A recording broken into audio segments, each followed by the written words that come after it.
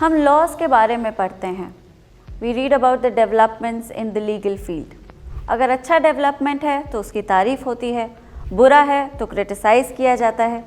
लेकिन उस अच्छे बुरे डेवलपमेंट के पीछे क्या कहानी थी, ये बहुत कम लोग जानते हैं। एक लॉ ऐसे ही इवॉल्व नहीं हो जाता। चेंज इतनी आसानी से नहीं आता है। लोगों को कई बार बहुत कुछ झेलना पड़ता है ताकि अथॉरिटीज़ को होश आए कि अरे अब तो बहुत कुछ झेल लिया, नए लॉ को लेकर आते हैं। इसी तरह की एक ट्रेजेडी के बारे में आज हम जानेंगे, where people had to go through so much but the law developed, a new principle emerged that changed the face of civil liability.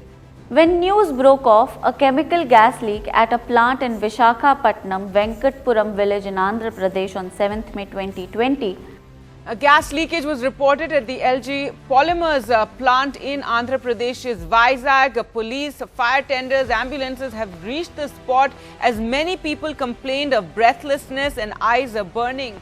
The immediate worry was that this may be a repeat of the Bhopal Gas Tragedy of 1984 and the oleum gas leak in 1985.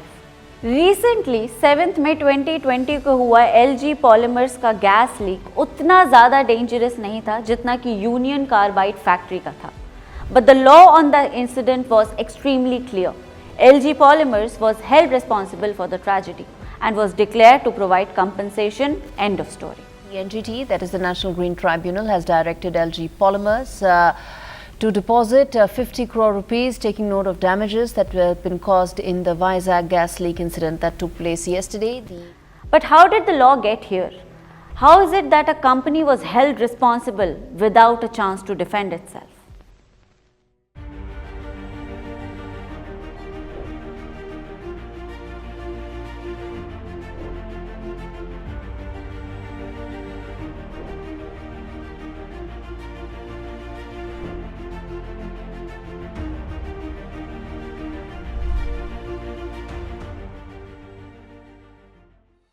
Hello everyone, I am Nivedita Raje, and today in this episode of Landmark Judgements, we are discussing a law so strict and absolute that it completely changes the principle on which any civil and criminal liability stands, which is audi alterum partem. It means no one shall be condemned unheard. Shriram Foods and Fertilizers Industries, functioning under the public limited company Delhi Cloth Mills Limited, was in a highly populated area of Kirti Nagar, Delhi. The company was spread over 76 acres of land. It was engaged in the production of caustic, chlorine and oleum along with various other chemicals, all being produced in the same complex. The complex was surrounded by thickly populated colonies such as Punjabi Bagh, West Patel Nagar, Karampura, Ashok Vihar, Trinagar and Shastri Nagar. An approximate population of 2 lakh people lived within the radius of 5 km of this complex. The manufacturing process involved various chemical processes that polluted the environment and could prove extremely harmful to the people working in the factory as well as living in the vicinity. Notable environmental activist and lawyer Mr. Mahesh Chandra Mehta filed a public interest litigation to the Apex Court demanding relocation or closure of the industry. Within a month's time, while the PIL was still under consideration, a leakage occurred in one of the units. An oleum gas tank burst out. It affected several people and resulted in the death of a lawyer practicing in the 30 Hazari court. As the people were recovering from the shock, another leakage from the pipe joint occurred after 2 days. हालांकि इस बार का damage उतना severe नहीं था. The incident came as a shock because it happened right after the infamous Bhopal Gas Tragedy that had shaken the international media as well. It came out that the reason behind the oleum gas leak was a fault in the mechanism and structure of the plant. Following this, an immediate action was taken by the district magistrate. Using his powers under section 133 subsection 1 of Criminal Procedure Code, he ordered the stoppage of production of this lethal gas and removal of those harmful chemicals and gases from the entire area within 7 days. The industry was told to show cause why this order shall not be enforced in a court hearing on 17th December 1985. Factories were closed by the Inspector of Factories and the Commissioner issued separate orders under the Factories Act 1948. The Supreme Court, noting the gravity of the case, directed for presenting the issue to a larger bench. Like I said before, this case was an aftermath of the Bhopal Gas Tragedy and again awakened the people that there is a law missing and these environmental issues are too important to be ignored. This incident reminded everyone of the Holocaust of Bhopal tragedy. इससे पहले कि हम जानें कि oleum gas leak का judgement क्या था, कौन सा लॉ इवॉल्व हुआ, let's take a look at the happenings of the Bhopal Gas Tragedy. The Bhopal Gas Tragedy is considered as one of the biggest industrial disasters this world has faced. This disaster occurred in 1984 in the city of Bhopal, Madhya Pradesh.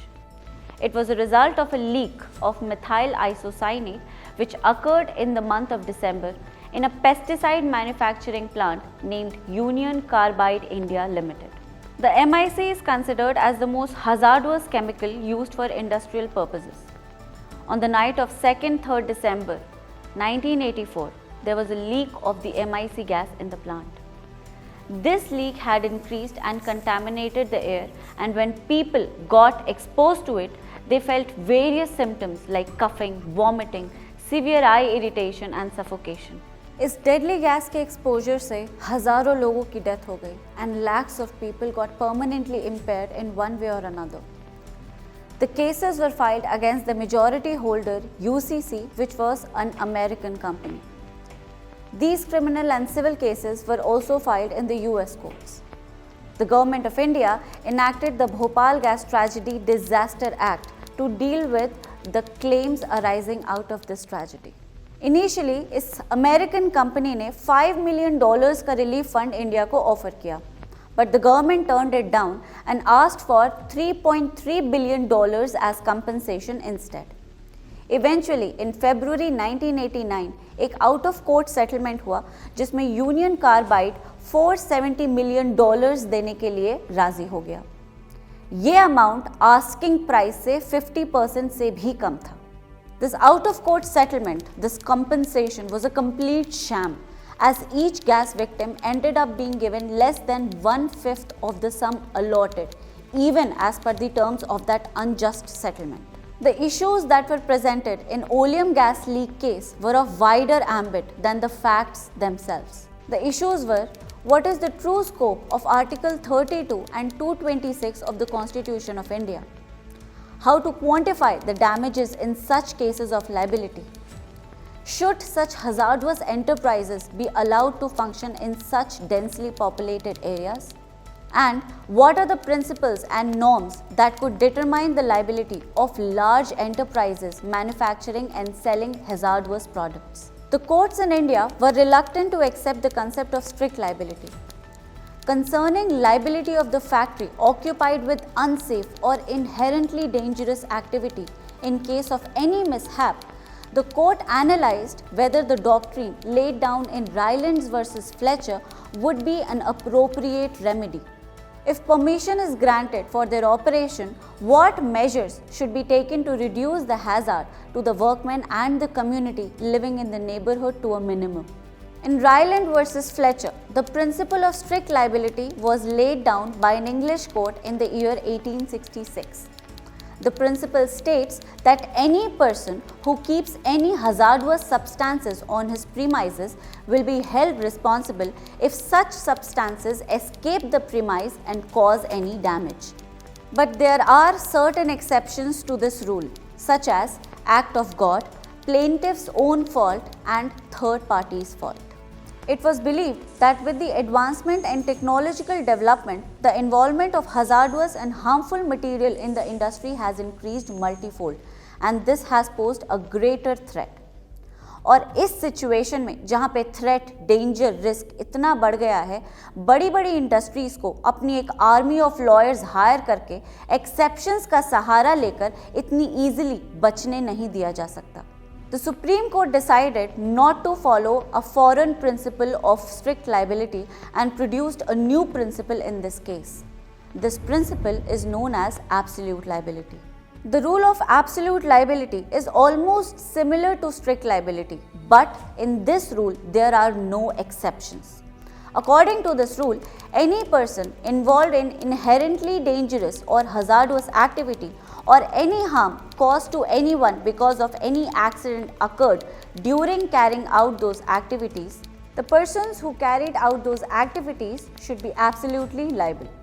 Supreme court ने observe किया कि अगर एक enterprise inherently dangerous और hazardous activities में involve है तो वो एक नॉन डेलीगेबल और एब्सोल्यूट ड्यूटी ओ करता है उन लोगों के प्रति जो उसमें काम कर रहे हैं, वो लोग जो आसपास रह रहे हैं और एनवायरनमेंट भी। अगर किसी भी सिनेरियो में ये ड्यूटी ब्रीच हो जाती है तो उसे किसी भी डिफेंस की मदद से बचने नहीं दिया जा सकता। The court also pointed out that the measure of compensation in the kind of cases referred to must be correlated to the magnitude and capacity of the enterprise because such compensation must have a deterrent effect. Compensation का amount ऐसा होना चाहिए कि जो लोग affect हुए उनको justice मिल सके और जो एंटरप्राइज जिसने ड्यूटी को वायलेट किया उस पर एक डेटरेंट अफेक्ट आ सके ताकि वो फिर कभी इस गलती को रिपीट ना करे।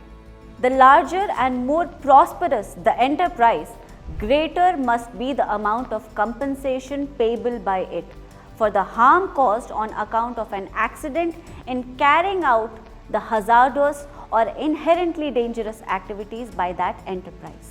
The principle of absolute liability cannot be ignored, especially in the cases where the matters of environmental concerns are related and an enterprise owes a duty of care towards not only people but also towards the environment, which forms as an essential component of society. Hence, the principle of absolute liability and the concept of deep pockets, मतलब जितना बड़ा enterprise उतना बड़ा compensation, emerged greatly and gave the law of torts a whole new direction. As Justice Bhagwati had remarked, law is a social process. This can be understood through the 3 total cases that were related to the oleum gas leak case. While the first 2 dealt with issues related to functioning of the industry, the third decided the scope of writ jurisdiction, the principle of absolute liability and compensation. This judgment became a pathfinder for Environment Protection Act of 1986. Oleum gas leak case के बाद government को directions दिए गए कि कोई भी industry जो hazardous activities में इन्वॉल्व है उसके 5 to 10 किलोमीटर्स के रेडियस में कोई भी सेटलमेंट स्प्रिंग अप नहीं होना चाहिए और अगर कोई सेटलमेंट पुराना है तो ये देखा जाए कि उसके 5 to 10 किलोमीटर्स के रेडियस में कोई इंडस्ट्री स्टैब्लिश ना की जाए। Shri Ram's case is very important in the advocacy of environment as it shows the Supreme Court as the representative of the people against the biggest establishment, Shri Ram Food and Fertilizers. Supreme court ने इस case में absolute liability के principal को इसलिए evolve किया क्योंकि उनके हिसाब से स्ट्रिक्ट लाइबिलिटी का प्रिंसिपल उन लोगों के लिए जो ओलियम गैस लीक से अफेक्ट हुए एक इनसफिशिएंट रेमेडी था। This case also gave a new interpretation to Article 21, which said that Article 21 not only protects the fundamental right to life and personal liberty, but also guarantees a pollution-free and a safe environment.